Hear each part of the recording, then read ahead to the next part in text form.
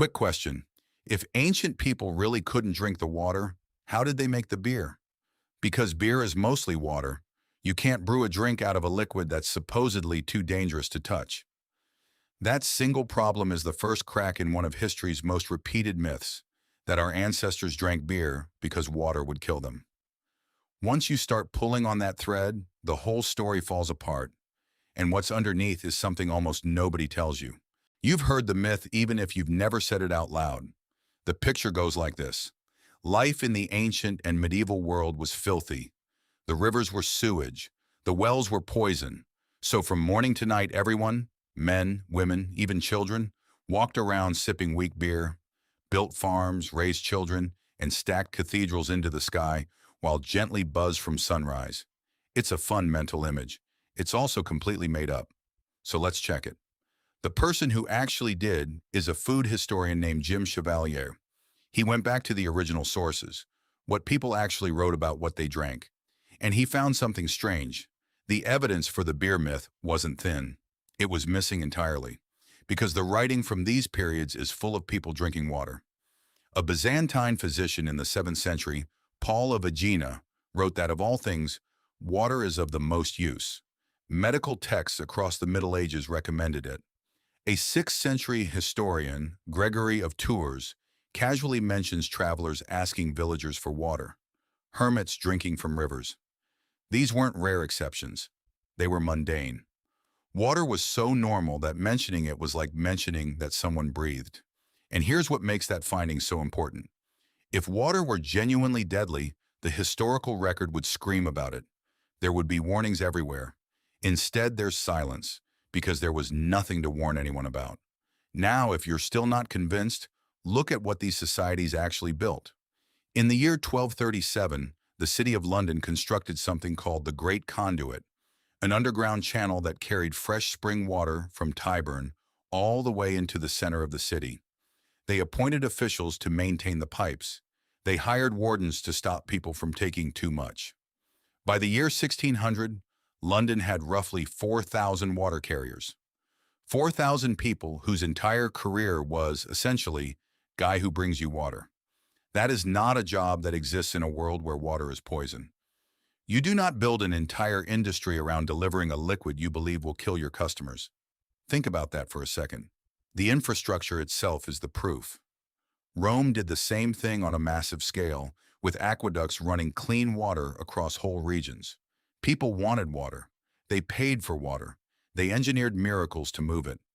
The myth asks us to believe all of this was happening while everyone quietly agreed water was too dangerous to drink. It doesn't add up. So if the myth is wrong, one question is left standing. Where did it even come from? The answer is a trap that historians fall into constantly. It's called the absence of evidence. When you read old letters and chronicles, you see people mention ale and wine all the time. You almost never see them mention water. And if you're not careful, that looks like proof that nobody drank it. But flip it around. Nobody wrote, "Today I drank some water," for the same reason you don't text your friends every time you breathe. It was too ordinary to record. The silence isn't evidence that water was absent. It's evidence that water was everywhere. We looked at a gap and filled it with a story. But here's where it gets really interesting. Because knocking down the myth leaves a much better question behind. If the water was fine, then why did our ancestors put so much effort into brewing? Because they absolutely did. The history of beer is real and enormous. So what was it actually for? The answer is that beer was never really competing with water. It was doing a completely different job. Start with the body. A cup of ancient beer wasn't the drink you're picturing. It was thick, cloudy, low in alcohol, and packed with calories from the grain. For someone doing hard physical labor all day, that mattered enormously. This is the part your history teacher probably got backwards. Beer wasn't the safe alternative to water. It was closer to a meal. The Gatorade of the ancient world, or maybe the Soylent. In ancient Egypt, workers who built the pyramids were partly paid in beer, several liters a day. And before you get jealous of that deal, this was less happy hour every day and more liquid lunch you weren't allowed to skip. It kept a laborer fueled through the heat. It wasn't hydration. It was lunch you could drink. Then there's the social side. Sharing a drink is one of the oldest bonding rituals humans have. Brewing took effort, skill, and surplus grain, which made beer valuable. Something you offered a guest, poured at a feast, handed a worker as part of his wage. Water was life, but beer was hospitality. One kept you alive, the other told you where you stood, and then there's the sacred. All the way back at the dawn of civilization, alcohol was woven into religion. The Egyptians believed beer was a gift from the gods, poured it in temple offerings, and mixed it into medicine. Across the ancient world, fermented drinks showed up at funerals, festivals, and rituals, not because water was dangerous, but because beer was special. You don't offer the gods the thing you can get from any stream. You offer the thing that took work to create.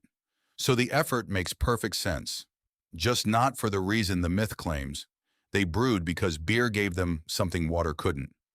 Calories, status, ceremony, joy. Now, one honest caveat, because this is the part lazy history skips. There were absolutely times and places where a specific water source was polluted, a stagnant pond, a fouled city well, a river downstream of a tannery. In those cases, a fermented or boiled drink genuinely was the safer choice, and people knew it. But that's a local problem with a local solution. A very different claim from water was universally deadly and beer replaced it. The real rule was simple. When the water was clean, they drank it. When it wasn't, they had options. They were not helpless, and they were not drunk all day just to survive. So here's the full picture. Ancient people drank water, freely, constantly, straight from wells and springs and rivers. They built pipes and conduits and hired armies of carriers to deliver it. Their doctors recommended it. Their writers were so unbothered by it, they barely mentioned it. And alongside all of that, they brewed beer. Not as a desperate substitute, but as food, as wealth, as celebration, as prayer. Two separate stories that we flattened into one wrong sentence. The beer myth survives not because the evidence supports it, but because it's a better story than the truth. It's vivid. It's a little funny. It makes the past sound both grimmer and drunker than it was. But the real version is richer. A civilization sober enough to engineer clean water across an empire, and clever enough to turn a handful of grain into something worth paying wages in and offering to gods. That's not a species too scared to drink from a river. That's a species taking the ordinary and building something extraordinary out of it. So the next time someone tells you our ancestors drank beer because the water would kill them, remember the question we started with. They made that beer out of water. They were never afraid of it. We just told ourselves they were. If you want to dig into the actual sources behind this one, everything's linked down in the description.